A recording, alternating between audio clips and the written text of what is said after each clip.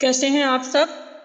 آپ سب کو آج کی پہلی کلاس میں اہلا و سہلا و مرحبا۔ اللہ پاک سے دعا ہے کہ جو سفر آج ہم شروع کرنے جا رہی ہیں، اللہ پاک اس میں ہم سب کو استقامت عطا فرمائے اور اللہ تعالی ہمارے لیے آسانیاں فرمائے، ہماری زبان کی گرہ کھول دے، ہمارے سینوں کو کھول دے تاکہ ہمیں قرآن کا علم اچھے سے سمجھ آ جائے اور ہم اس کو بہت بہترین طریقے سے سیکھ لیں۔ آمین یا رب العالمین۔ چلیے دعا پڑھتے ہیں۔ نحمدہ ونصلی علی رسولہ الکریم، اما بعد فاعوذ باللہ من الشیطان الرجیم، بسم اللہ الرحمن الرحیم، رب اشرح لی صدری ویسر لی امری واحلل عقدۃ من لسانی یفقہوا قولی، ربنا زدنا علما، اللہم فقہنا فی الدین، اللہم بارک لنا فی اوقاتنا، آمین یا رب العالمین۔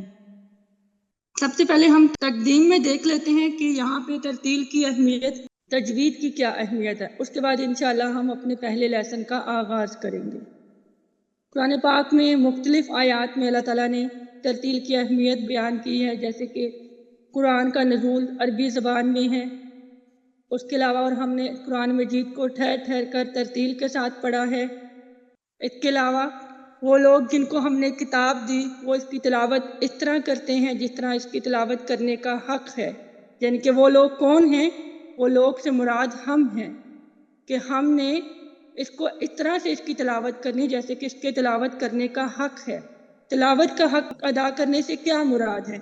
کہ ہم قرآنی حروف کو اس کے مخارج سے، اس کی صفات کے ساتھ بلا تکلف ادا کریں، اس کے الفاظ کی ادائیگی، اس کے وقف کے طریقے کو اور اس کے علاوہ جتنے بھی اس کی مخارج کی ادائیگی ہے وہ سب ہم درست طریقے سے ادا کریں۔ جب ہم درست طریقے سے ادا کریں گے تو پھر ہمارے حروف بھی صحیح طریقے سے ادا ہوں گے اور انشاءاللہ پھر ہماری جو قرآن پاک کی ادائیگی ہے وہ بھی بہترین طریقے سے ہوگی انشاءاللہ۔ ایک اور حدیث ہے، میں ایک سورت کو ترتیل کے ساتھ پڑھنے کو پورے قرآن کو ترتیل کے بغیر پڑھنے سے زیادہ محبوب رکھتا ہوں۔ سیدنا ابن عباس رضی اللہ تعالیٰ عنہ فرماتے ہیں کہ ایک سورت کو ترتیل کے ساتھ پڑھنا وہ زیادہ محبوب ہے بجائے اس سے کہ ہم پورے قرآن پاک کو ترتیل کے بغیر پڑھیں۔ اسی لیے وہ پورے قرآن پاک کو ماشاءاللہ ترتیل کے ساتھ ہی پڑھا کرتے تھے۔ اسی طرح قرآن مجید کو ریت کی طرح مت بکھیرو اور نہ ہی اشعار کی طرح گا کر پڑھو اور نہ ہی اتنا لہرا لہرا کر پڑھو اور نہ ہی اتنا کہ جلدی جلدی پڑھو کہ آپ کو ختم کرنے کی فکر ہو۔ اس کے علاوہ اور بھی الحمدللہ بہت ساری اس کی وضاحت ہے، قرآن پاک سے ملتی ہے کہ ترتیل کے ساتھ پڑھنا افضل ہے، جیسے کہ اپنی آوازوں کو ترتیل کے ساتھ مزین کیا کرو۔ اسی طرح ایک اور بھی بہت پیاری حدیث ہے جو ہم سنتے بھی ہیں کہ قاری قرآن کو کہا جائے گا کہ قرآن مجید پڑھتا جا اور جنت کی سیڑھیاں چڑھتا جا، جس طرح تو دنیا میں ترتیل کے ساتھ پڑھتا تھا آج بھی اسی طرح پڑھ، تیری منزل وہاں ہے جہاں تو آخری آیت کی تلاوت کرے گا۔ سبحان اللہ۔ دیکھیے کتنی پیاری حدیث ہے۔ اس حدیث مبارکہ سے ہمیں کیا پتہ چلتا ہے کہ ہمیں قرآن پاک کو ترتیل کے ساتھ پڑھنا چاہیے دنیا میں جب ہم حیات ہیں، ہم زندہ ہیں۔ اگر ہم فر بس قرآن پاک ختم کرنے کی کوشش کریں گے تو اس کا کیا فائدہ؟ تو لہٰذا قرآن پاک کو ترتیل سے پڑھیں گے نا دنیا میں انشاءاللہ، تو قیامت کے دن پھر قاری کو کہا جائے گا کہ ترتیل کے ساتھ پڑھو اور جنت کے زینے چڑھتے جاؤ۔ تو جتنا زیادہ ہم ترتیل کے ساتھ پڑھیں گے تو انشاءاللہ ہم قیامت کے دن بھی زیادہ زینے طے کریں گے اور جہاں پہ ہماری آخری آیت کی تلاوت ہوگی وہی ہماری جنت کی منزل ہوگی، کیونکہ جنت کے بھی آپ کو پتہ ہے نا 100 درجے ہیں، سب سے بالا درجہ کون سا ہے؟ جنت الفردوس۔ تو لہٰذا زیادہ سے زیادہ ترتیل کے ساتھ پڑھیے تاکہ آپ کی زبان میں درست ادائیگی ہو ترتیل کی انشاءاللہ، اور پھر اس کے بعد قیامت کے دن بھی ہم فردوس برین پہ انشاءاللہ ہم جا کے رکیں۔ اس کے بعد تجوید کی اہمیت بھی دیکھ لیجئے کہ قرآن پاک کو خوب ٹھہر ٹھہر کر پڑھنا چاہیے، ترتیل کے ساتھ پڑھنا چاہیے۔ اس کے علاوہ دیکھیے حق تلاوت سے میں نے بھی کیا آپ کو بتایا کہ الفاظ کی رعایت رکھنا ہے، اس کے معنی پہ غور کرنا ہے، اس کے مطابق عمل کرنا ہے، اس کی صحیح ادائیگی کرنی ہے، مخارج سے صحیح طرح سے حروف کو ادا کرنا ہے، اس طرح سے ادا کرنا ہے کہ اس کا معنی بدلے نہیں۔ جب ہمیں حروف کے صحیح مخارج کا پتہ ہوگا تو ہمارے جب حروف صحیح ادا ہوں گے تو اس سے معنی بدلنے کا کوئی چانس نہیں رہے گا انشاءاللہ۔ اسی طرح تجوید کے پڑھنے کے حوالے سے حدیث بھی ہیں کہ اللہ تعالیٰ تمہیں حکم دیتے ہیں اے اللہ کے رسول کہ تم میں سے ہر ایک اس کو ایسے ہی پڑھے جیسے اسے پڑھایا گیا ہے، یعنی قرآن پاک کو ایسے پڑھنا چاہیے جیسے یہ قرآن پاک نازل ہوا، جیسے پڑھایا گیا ہے۔ کیسے پڑھایا گیا ہے؟ جبریل امین علیہ السلام نے جیسے نبی پاک صلی اللہ علیہ وسلم کو پڑھایا ہے ویسا ہی اے نبی آپ نے قرآن پاک کو پڑھنا ہے۔ اور ترتیل کی اہمیت کا اندازہ یہاں سے لگا لیں کہ آپ صلی اللہ علیہ وسلم جب سورت کی قرات کرتے تو خوب ٹھہر ٹھہر کر ترتیل کے ساتھ پڑھتے، یہاں تک کہ وہ اصل مقدار سے بہت لمبی ہو جاتی۔ تو ماشاءاللہ یہ ترتیل کی اہمیت، تجوید کی اہمیت یہ ضرور دیکھیے گا آپ، پھر انشاءاللہ آپ کے اندر پھر شوق پیدا ہوگا آیات کے ترجمہ پڑھنے سے، احادیث کے مطالعے سے کہ کتنی اہمیت ہے ترتیل کی بھی اور تجوید کی۔ پہلا اپنا لیسن دیکھتے ہیں، مبادیات تجوید کیا ہے؟ دیکھیے، مبادیات کا مطلب ہوتا ہے بنیادی باتیں، اور تجوید یعنی کہ حروف کو مخارج اور صفات کے ساتھ ادا کرنا۔ تو تجوید اور مبادیات، تجوید کی بنیادی باتوں کو ہم نے جاننا ہے، اس کو مبادیات تجوید کہتے ہیں۔ دیکھیے، اس کی مثال ایسے سمجھیے کہ جس طرح کوئی بھی ہنر سیکھنے سے پہلے آپ کیا کرتے ہیں، آپ اس کے بیسک قواعد کو جانتے ہیں، بیسک رول کو جانتے ہیں کہ ہم نے یہ ہنر سیکھنا ہے تو ہمیں اس کے لیے کیا کیا چاہیے ہوگا، کیا ٹولز چاہیے ہوں گے، کیا انوائرمنٹ چاہیے، کس طرح کی چیزیں ہمیں درکار ہوں گی کہ پھر وہ ہمارا جو وہ پروسیس ہے وہ مکمل ہو جائے۔ تو سملرلی جو تجوید ہے اس کی بھی بنیادی باتیں ہیں جو آپ سیکھیں گے، اور اس طرح پھر انشاءاللہ آپ کی تجوید عمدہ ہو جائے گی۔ سب سے پہلے ہے تجوید کا لغوی معنی کیا ہے؟ تو لغوی معنی ہے عمدہ کرنا، اچھا کرنا، بہترین کرنا، نکھارنا۔ بہت سارے ایسے خوبصورت الفاظ آپ اس کے لغوی معنی میں لا سکتے ہیں کہ عمدگی سے ادا کرنا، کاٹنا، چھانٹنا، خوبصورت کرنا، یہ سب اس کے لغوی معنی ہیں۔ اصطلاحی معنی دیکھتے ہیں، قرآنی حروف کو ان کے مخارج اور جمیع صفات کے ساتھ ادا کرنا۔ قرآنی حروف کو ہم ان کے مخارج سے، جمیع کہتے ہیں کہ جمع یعنی کہ ساتھ، ایک تو ہم نے حروف کے مخارج اور پھر اس کے ساتھ ساتھ ان کی صفات، ان دونوں چیزوں کا خیال رکھتے ہوئے، ان دونوں چیزوں کی رعایت رکھتے ہوئے ہم نے قرآنی حروف کو ادا کرنا ہے۔ تو یہ اس کے اصطلاحی معنی ہیں، یہ آپ نے اس کو ایسے ہی یاد کرنا ہے کہ قرآنی حروف کو ان کے مخارج اور ان کی تمام صفات کے ساتھ بلا تکلف ادا کرنا، مطلب آپ کو کوئی جھجک نہ ہو حروف کی ادائیگی میں، آپ آرام سے حروف کی ادائیگی کو ان کے مخرج کے ساتھ ادا کر سکیں۔ یہاں پہ ایک بات قابل غور ہے کہ بہت ساری غلطیاں حروف کے مخارج اور صفات درست نہ ہونے کی وجہ سے ہوتی ہیں، اسی لیے ہمیں یہ کہا جاتا ہے کہ ان غلطیوں سے بچنے کے لیے مخارج اور صفات کا جاننا بہت ضروری ہے، اور یہی دو بنیادی ٹول ہیں تجوید کے۔ ہم نے کہا نا کہ کسی بھی چیز کو جاننے کے لیے، سمجھنے کے لیے اس کے بنیادی ٹولز، اس کے بنیادی اجزاء ہمیں پتہ ہونے چاہیے۔ تو تجوید کے یہی دو بیسک ٹولز ہیں، ایک مخارج، حروف کے مخارج، اور صفات یعنی حروف کی صفات۔ یہ دونوں اگر درست نہیں ہوں گی تو پھر آپ بہت بڑی بڑی غلطیاں کریں گے۔ یاد رکھیے کہ مخارج اور صفات میں ماہر ہونے کو ہی حقیقت تجوید کہا جاتا ہے۔ آپ ان مخارج کو اور ان صفات کو جب جان لیں گے انشاءاللہ، ان میں ماہر ہو جائیں گے تو بیسیکلی پھر آپ تجوید کو جان لیں گے۔ اور لہجہ اور خوش آوازی سے پڑھنا محبوب انداز تلاوت ہے، یعنی آپ نے جب تلاوت کرنی ہے قرآن پاک کو ترتیل سے پڑھنا ہے تو آپ کا لہجہ خوش آوازی سے ہونا چاہیے، محبوب انداز کے ساتھ آپ نے قرآن پاک کو پڑھنا ہے، لیکن ایسے انداز سے پڑھنا جس سے قرآن کا تقدس مجروح ہو، وہ جائز نہیں، یعنی لہرا لہرا کر پڑھنا، طرز کے ساتھ پڑھنا، یا پھر بہت جلدی سے فر پڑھنا کہ حروف کی ادائیگی ٹھیک طرح سے نہ ہو، یہ سب قرآن کے تقدس کو مجروح کرتی ہیں۔ تو آپ نے ان سب چیزوں سے بچنا ہے، نہ ہی لہرا کر، نہ ہی گنگنا کر، نہ ہی اتنی تیزی کے ساتھ، نہ ہی نوحے کی طرز پہ کہ پتہ لگے کہ نعوذ باللہ نوحہ پڑھ رہے ہیں۔ ان سب چیزوں سے بچتے ہوئے آپ نے کیا کرنا ہے؟ محبوب انداز تلاوت اختیار کرنا ہے انشاءاللہ۔ آگے سوال آتا ہے کہ تجوید کا موضوع کیا ہے؟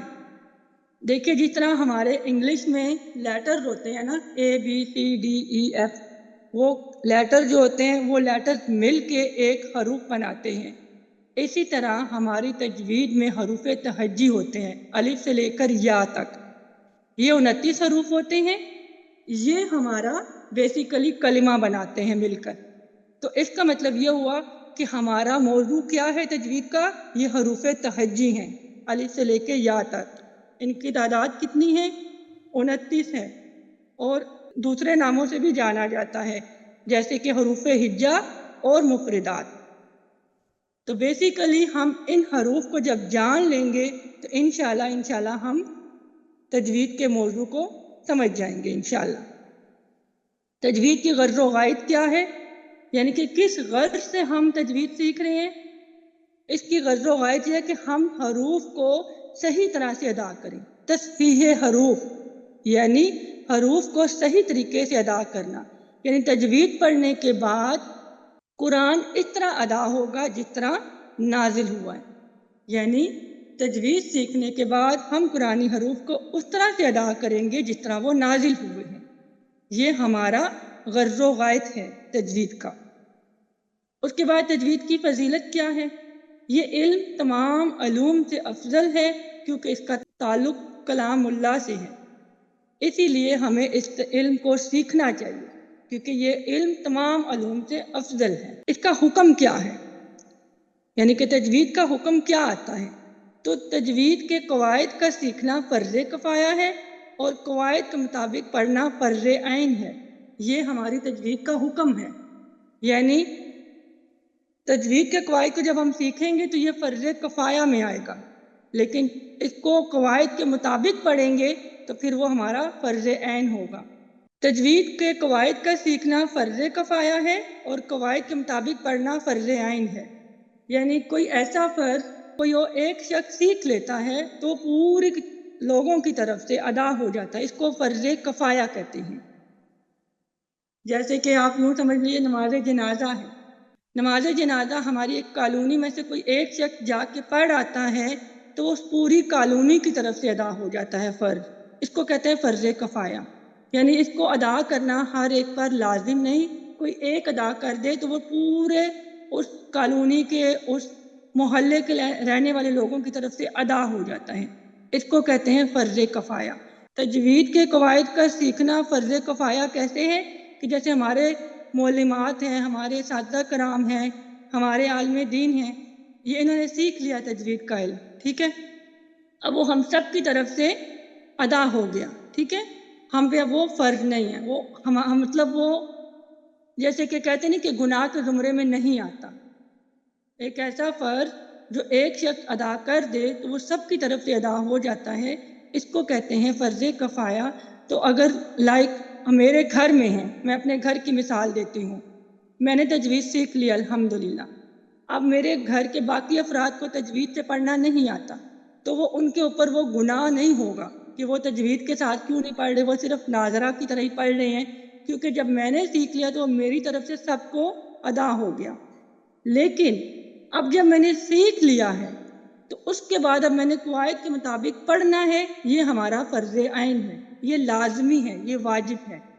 جب ہم تجوید کے قواعد سیکھ لیتے ہیں تو اس کے بعد قرآن پاک کو قواعد کے مطابق پڑھنا فرض عین ہے، لازمی فرض ہے، ایسے جیسے کہ نماز ہم پہ لازمی فرض ہے، ہر ایک بندے پہ فرض ہے، روزہ رکھنا ہر بالغ پہ فرض ہے، تو اسی طرح جب تجوید سیکھنے کے بعد قرآن پاک کو پھر اس کے مطابق پڑھنا یہ پھر ہم پہ فرض ہو جائے گا، پھر اگر ہم اس کو چھوڑیں گے تو پھر ہم گنہگار ہوں گے۔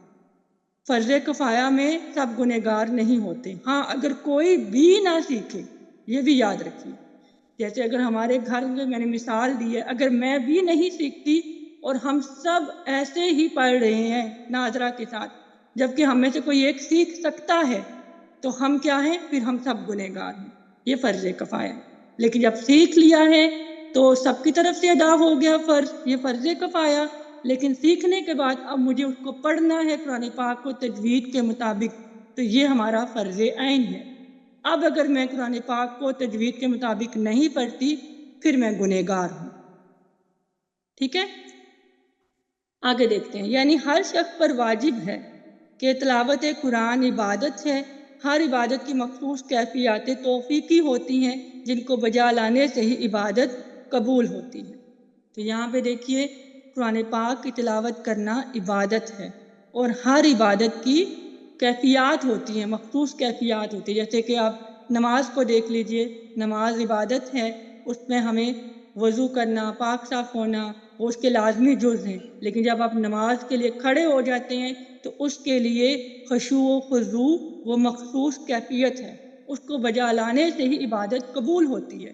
جب آپ نماز کو پورے توجہ سے، پورے دھیان سے، پورے خشوع و خضوع کے ساتھ پڑھیں گے تو پھر آپ کی نماز قبول ہوتی ہے۔ اسی طرح قرآن پاک کی جو تلاوت کرنا ہے وہ بھی عبادت ہے۔ جب آپ اس کو پورے توجہ سے، پورے احترام سے، پورے قواعد کو ادا کرتے ہوئے اس کی تلاوت کریں گے تو آپ کی پھر یہ عبادت قبول ہوگی انشاءاللہ۔ آگے چلتے ہیں۔ ارکان تجوید۔ تجوید کے ارکان کتنے ہیں؟ تو تجوید کے 4 ارکان ہیں۔ مخارج حروف کی پہچان، یعنی حروف کے مخارج کی پہچان ہونا بہت ضروری ہے۔ نمبر 2، صفات حروف کی پہچان، حروف کی صفات کا پتہ ہونا ضروری ہے۔ کس کو پر پڑھنا ہے، کس کو باریک پڑھنا ہے، کس کے اوپر غنہ کرنا ہے، کس پہ قلقلہ کرنا ہے، کس کو سیٹی کے ساتھ ادا کرنا ہے، یہ ساری حروف کی صفات ہوتی ہیں، ان کی پہچان ہونا بہت ضروری ہے۔ نمبر 3، تجوید کے تمام قواعد کی پہچان، یعنی تمام قواعد ہمیں آتے ہوں۔ کون سے بیسک قواعد ہیں؟ جیسے کہ ہم نے پڑھے ہیں سارے، میم ساکن کے قواعد ہیں، مد کے قواعد ہیں، نون ساکن کے قواعد ہیں، غنہ کے قواعد ہیں، جتنے بھی یہ قواعد ہیں ان سب کی پہچان ہمیں ہونا بہت ضروری ہے۔ جب یہ ہماری تینوں چیزیں پکی ہو جائیں گی پھر سب سے چوتھا اہم رکن کیا ہے کہ زبان کو حروف کی صحیح ادائیگی کا عادی بنانا۔ پھر ہماری زبان صحیح ادائیگی کی عادی ہو جائے گی انشاءاللہ۔ پھر ہم ان رولز کو اپلائی کریں گے، ان صفات کے ساتھ حروف کو ادا کریں گے، مخرج سے ادا کریں گے تو ہماری زبان جو ہے وہ آٹومیٹیکلی درست ادائیگی کی عادی ہوتی جائے گی انشاءاللہ۔ پھر ہم غلط نہیں پڑھیں گے، بلکہ پڑھتے پڑھتے ہمیں خود احساس ہو جائے گا کہ یہاں ہم نے یہ قاعدہ فالو نہیں کیا، اگین ہم اس کو ٹھیک کر کے پڑھیں۔ اور ایک بات اور بھی یاد رکھیے کہ یہ جو مہارت ہے نا، یہ جو ارکان تجوید ہے، زبان کو صحیح ادائیگی کا عادی بنانا، یہ آپ کسی بھی معلم یعنی ترتیل کے جو استاد ہیں ان سے سیکھے بغیر ممکن نہیں۔ آپ کو اپنی ترتیل جو ہے ہر صورت کسی نہ کسی ماہر استاد کو سنانی ہے، اس سے سیکھنی ہے، وہ آپ کی غلطیاں نکالیں گے، اس کے بعد پھر انشاءاللہ آپ میں بہتری آئے گی۔ یہ سبق نمبر 1 مکمل ہوا۔ کوئی سوال ہو تو پوچھ سکتے ہیں، اس کے بعد ہم سبق نمبر 2 کا آغاز کرتے ہیں انشاءاللہ۔ نیکسٹ ہے لحن اور اس کی اقسام۔ لحن کہتے ہیں غلطی کو۔ عربی میں ہم جیسے ہم اردو میں تو بول دیتے ہیں نا کہ غلطی کی ہے آپ نے، یہاں غلطی کی ہے، یہ غلطی ہوئی ہے، اس کو عربی میں کہا جاتا ہے لحن۔ تو لحن کے لغوی معنی ہے غلطی، اور اصطلاحی معنی ہے قرآنی حروف کو قواعد تجوید کے خلاف اور غلط پڑھنا، یہ لحن کہلاتا ہے۔ یعنی قرآنی حروف کو جب بھی ہم تجوید کے خلاف پڑھیں گے، قواعد کو فالو نہیں کریں گے، غلط پڑھیں گے تو اس کو کہتے ہیں لحن۔ لحن کی 2 اقسام ہوتی ہیں، لحن جلی، لحن خفی۔ لحن جلی سب سے پہلے دیکھتے ہیں۔ اس کے لغوی معنی ہیں بڑی اور نمایاں غلطی، اور اصطلاحی معنی ہے مخارج اور صفات لازمہ، یعنی مخارج اور صفات لازمہ اور حرکات و سکنات میں غلطی کرنا، یہ اصطلاحی معنی ہوتے ہیں اس کے۔ بڑی غلطی اور نمایاں غلطی کو لحن جلی کہتے ہیں۔ جلی کا مطلب ہی ہوتا ہے نا بڑی اور نمایاں۔ کہتے نہیں کہ آپ کی یہ جو ہم تعریف کر رہے ہیں، ہم جلی حروف میں کرتے ہیں، جلی مطلب نمایاں حروف میں، بڑے حروف میں کرتے ہیں، تو یہی مراد ہے لحن جلی کا، جو بڑی اور نمایاں غلطی ہو۔ اور اصطلاحی معنی ہے کہ مخارج اور صفات لازمہ اور حرکات و سکنات میں غلطی کرنا۔ ہم مخارج میں غلطی کریں گے، اس کی صفات لازمہ میں، حروف کے صفات لازمہ جو ہوتی ہیں وہ آگے جا کے پڑھیں گے انشاءاللہ، ان میں غلطی کریں گے، حرکات و سکنات کو بدل کر پڑھ دیں گے، ان میں غلطی کریں گے، تو یہ سب لحن جلی میں شمار ہوگا۔ لحن جلی کی اقسام دیکھتے ہیں، اس کی 5 اقسام ہیں کہ کون کون سی ہم غلطیاں کریں گے تو وہ لحن جلی کہلائیں گے۔ پہلی ہے ایک حرف کو دوسرے حرف سے بدلنا، جیسے کہ الحمد، اس کی جگہ الحمد پڑھ دینا، یعنی کہ ہا کی جگہ ہم نے ہا پڑھ دیا، تو یہ ایک حرف کو دوسرے حرف سے بدلنا لحن جلی میں آئے گا۔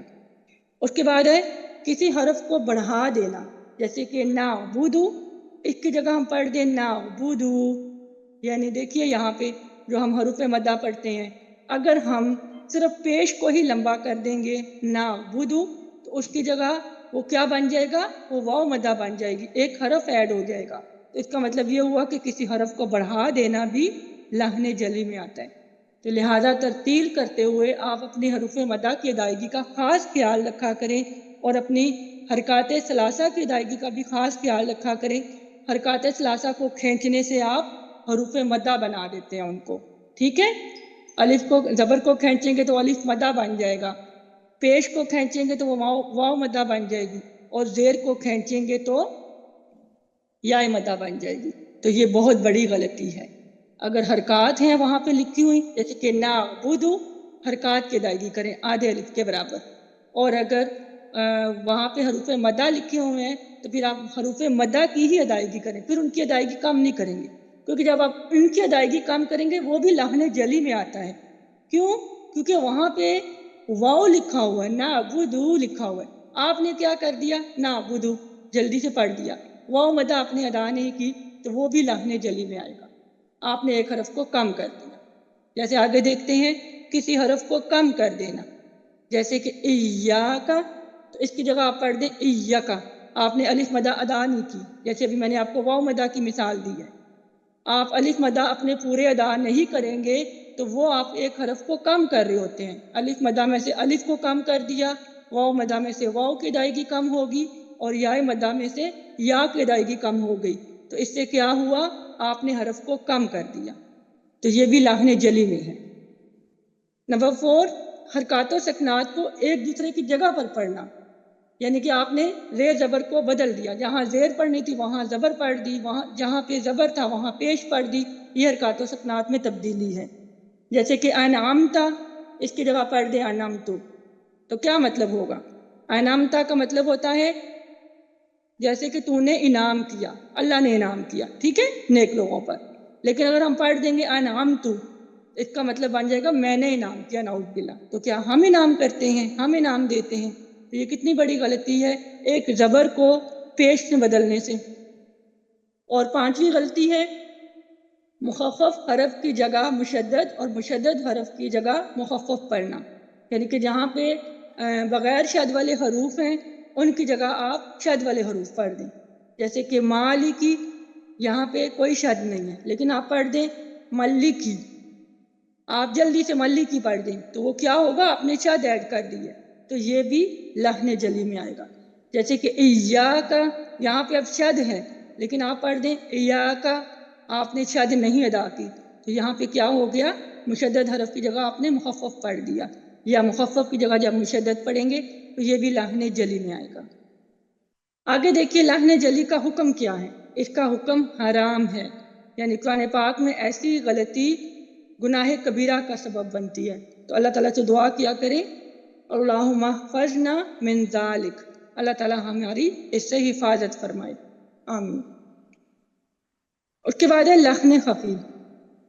لحن خفی کہتے ہیں چھوٹی اور پوشیدہ غلطی کو، جیسے کہ اصطلاحی معنی دیکھیے تحسین حروف سے تعلق رکھنے والی صفات میں کمی بیشی کرنا، یعنی جس طرح حروف کو ادا کرتے ہوئے جو خوبصورتی آتی ہے، اور وہ خوبصورتی کس وجہ سے آتی ہے؟ ان میں موجود صفات کی وجہ سے، تو جب ہم ان صفات میں کمی بیشی کریں گے تو پھر وہ لحن خفی میں آئے گا۔ وہ صفات کیا ہیں؟ ترقیق یعنی باریک پڑھ دینا موٹے حروف کو، تفخیم یعنی پر پڑھنا ہے لیکن آپ کیا کر دیتے ہیں، اس کی جگہ باریک پڑھ دیتے ہیں، تو اخفا یعنی ناک میں آواز چھپانا، نہیں چھپاتے تو یہ بھی غلطی کر رہے ہیں، ادغام یعنی ملانا ہے دو حروف کو لیکن نہیں ملاتے، یہ بھی لحن خفی میں آئے گا، اقلاب جہاں پہ آپ نے غنہ کرنا ہوتا ہے جو کہ واجب ہے لیکن آپ غنہ نہیں کرتے تو یہ بھی لحن خفی، اس کے بعد مدود فرعیہ یعنی کہ جو مد فرعی کی اقسام ہوتی ہیں، واجب، جائز، لازم، عارض، ان کی جو مقدار ہوتی ہے طول، توسط، قصر، تو جہاں پہ طول کرنی ہے وہاں توسط کر رہے ہیں، یہاں توسط کرنی ہے وہاں قصر کر رہے ہیں، تو اس کی ایک جو مقداریں ان کو بھی غلط ادا کریں۔ یہ سب جو ہیں یہ حروف کی خوبصورتی سے تعلق رکھتے ہیں، یہ حروف کی صفات ہوتی ہیں اور ان کو قائم رکھنے سے حروف کی ادائیگی میں خوبصورتی آتی ہے، لیکن ہم کیا کرتے ہیں جب ان میں کمی بیشی کرتے ہیں تو لحن خفی کرتے ہیں۔ ٹھیک ہے، لحن خفی کا حکم کیا ہے؟ یہ مکروہ ہے، اس سے بچنا ضروری ہے تاکہ تلاوت قرآن کی عبادت کو کامل صحت کے ساتھ بجا لایا جا سکے، یعنی ہم لحن خفی اور لحن جلی دونوں سے ہمیں بچنا چاہیے۔ لحن جلی کا تو ہے ہی حکم ہے نا کہ وہ حرام ہے، لیکن جو لحن خفی کا حکم یہ ہے کہ یہ مکروہ ہے، اس سے بچنا چاہیے۔ ظاہر ہے کئی دفعہ ہمیں صفات کی ادائیگی کرتے ہوئے پتہ نہیں لگتا کہ ہم نے صفات کو ادا کیا یا نہیں کیا، تو اس لیے وہاں پہ مکروہ تو ہم نے غلطی کر لی لیکن پھر بھی ہمیں اس سے بچنا چاہیے تاکہ ہماری تلاوت جو ہے وہ بہت خوبصورت اور مکمل صحت کے ساتھ ہو سکے انشاءاللہ۔ نیکسٹ ہے تلاوت قرآن کے طریقے، یعنی کہ قرآن پاک کی تلاوت کے کتنے طریقے، اور یہ بہت بہت امپورٹنٹ ہے جاننا ان کو۔ ٹھیک ہے، اس کے 4 طریقے ہوتے ہیں۔ پہلا ہوتا ہے تحقیق، یہ لفظ ہے تحقیق، اس کو آپ نے تحقیق نہیں بولنا، ٹھیک ہے، تا کے اوپر فتحہ ہوتی ہے، ہاں ساکن ہے تو تحقیق ایسے پڑھنا ہے آپ نے۔ پہلا طریقہ ہے تحقیق، دوسرا ہے ترتیل، تیسرا حدر اور چوتھا تدویر۔ 1 بائی 1 دیکھتے ہیں ان میں کیا فرق ہے۔ تحقیق کا مطلب ہوتا ہے قرآن کی تلاوت انتہائی ٹھہراؤ اور صفائی سے کرنا، یعنی قرآن پاک کی تلاوت کو بہت ٹھہر ٹھہر کر صفائی سے کرنا، جیسا کہ مبتدی طلباء کو پڑھایا جاتا ہے۔ یعنی کہ ایگزامپل آپ ہیں، جب آپ کو آپ کی معلومات سکھاتی ہیں قرآن پاک کی تلاوت، وہ آپ کے لیے ٹھہر ٹھہر کر پڑھ رہی ہوتی ہے، ایک ایک کلمہ پہ رک جاتی ہیں، ٹھیک ہے، اس کو کہتے ہیں تحقیق۔ اس کے بعد ہے ترتیل، قرآن پاک کی تلاوت کو ٹھہر ٹھہر کر کرنا، یہ بھی اسی کے زمرے میں آتا ہے لیکن یہ تھوڑا اس طرح سے ہے کہ جلسوں میں جب ہم تلاوت کرتے ہیں تو وہاں پہ ہم زیادہ رک رک کے نہیں پڑھتے ہیں، جیسے ہم اسٹوڈنٹس کے لیے پاز لے کے پڑھ رہے ہوتے ہیں تحقیق میں، لیکن ترتیل میں ایسا نہیں ہوتا۔ ترتیل میں بھی تلاوت ٹھہر ٹھہر کر کی جاتی ہے، جیسا کہ بالعموم جلسوں میں یا اسکول کی اسمبلی میں یا پھر کہیں آپ جاتے ہیں، کوئی آپ کا مجلس ہو رہی ہے تو وہاں پہ آپ تلاوت کرتے ہیں، اس کو ترتیل کہتے ہیں، ٹھیک ہے۔